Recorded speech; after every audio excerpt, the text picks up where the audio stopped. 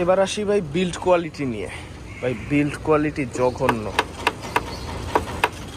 খুবই বাজে build quality ভাই, মানে এত বাজে বলার বাহিরে। আমার এটা ফার্স্ট লটের বাইক, 2020 থেকে না আর কি, বলা যায় ফার্স্ট লটই।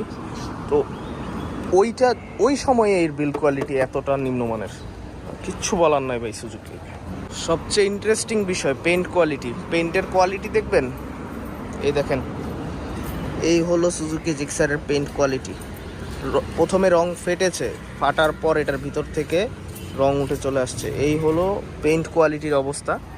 পেইন্ট কোয়ালিটি জঘন্য ভাই, এক কথায় জঘন্য পেইন্ট কোয়ালিটি। জিক্সার এই কার্বোরেটর এডিশনের আরেকটা ইউনিক সমস্যা, এর স্পার্ক প্লাগ। খুব দ্রুত এর স্পার্ক প্লাগ চলে যায়। আমার বাইক 8000 কিলোর ভিতরে আমি এই পর্যন্ত 3বার স্পার্ক প্লাগ চেঞ্জ করেছি, ক্যান ইউ বিলিভ ইট?